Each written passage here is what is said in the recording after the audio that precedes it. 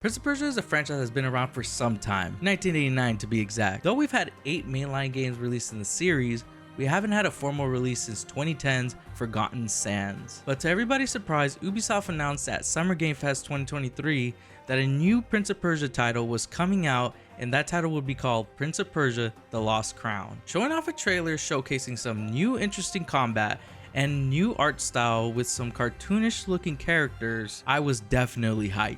Hey guys, my name is Peter, aka King Exodus, and in today's video we're going to be reviewing Prince of Persia: The Lost Crown. The Lost Crown is a 2.5D action-adventure platformer with some Metroidvania elements, which is a first for the series. It is available on PlayStation, Xbox, PC, and Nintendo Switch, but I am reviewing it on PS5. There'll be some light spoilers, so you're being warned now.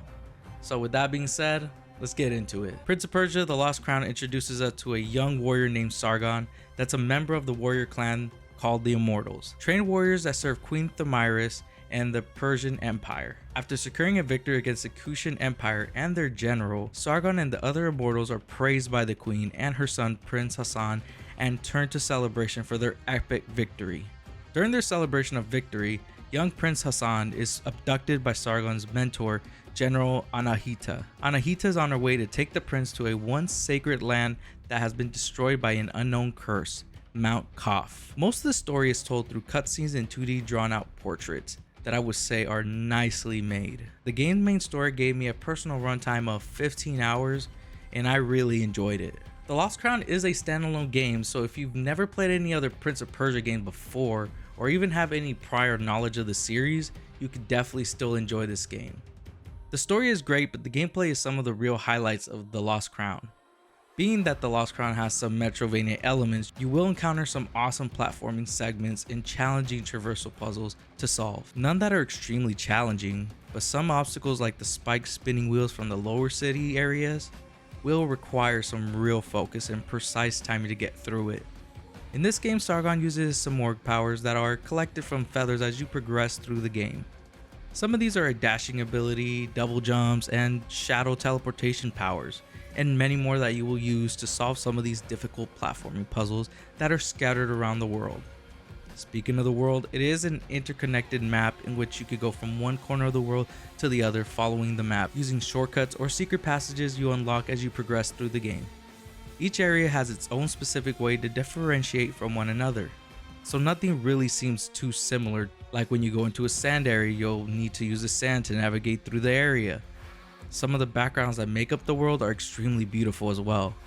For example, a shipwreck area with the ocean being frozen, or a phoenix overlooking the lands, and many more that you'll experience. Now combat. Sargon wields 2 swords, which will be his main weapons from the jump, utilizing some satisfying combos that you can develop your main style of attacks. During the story, you will obtain the Bow of Menolius, which Sargon uses for long range attacks and can be converted to a chakram if you hold the arrow button down. It will be very useful when solving puzzles in the world as well. Sargon also has some powerful attacks called the Othra Surges, and those can be activated as you build up your Othra bar, and at any time you can only have 2 equipped. There's also some amulets that be equipped to Sargon that can help you in combat. Both the amulets and the surges can only be swapped at health spots across the world. As you defeat enemies, you will acquire some time crystals, which you will use as currency to upgrade Sargon's weapons and amulets, as well as purchasing some new amulets as well. There's definitely a healthy amount of enemy variation as well, and as you progress through the story, they get much more tougher to figure out how to best defeat them. Most attacks in this game can be parried, but if you see a red light, it is an indication that you must dodge this move because you cannot parry it. Though if you see a yellow light, that means you can parry that attack and it'll do a cinematic insta-kill attack. In boss fights, these are extremely useful, and some of the cutscenes look really awesome as well. The boss fights are just overall awesome. With each boss being different, none really feel too similar. From what I noticed, each will challenge you to utilize your Simorg power that are available at that moment in the story. Be mindful that upgrading and powering up Sargon is super important, as I struggled with the boss for like 3 hours because I was underprepared and every loss costs you time crystals. Don't learn that the hard way like I did. Now it's time to score Prince of Persia: The Lost Crown. Overall, I enjoyed my time with The Lost Crown. The story was interesting, the puzzles were a little tricky but fun to figure out, and the combat was fast and fun as well. I wouldn't be opposed to a sequel to this game. Ubisoft did a good job with this one. So Personally, I'd give Prince of Persia: The Lost Crown an 8 out of 10. Let me know in the comments what you thought of my score. And if you enjoyed this video, consider giving it a thumbs up and smashing that subscribe button for more gaming content like my review on Like a Dragon Gaiden, which should be right here, or what YouTube thinks you might like from my channel, which should be right here. Thank you for watching this video. Until next time, your boy King Exodus is out.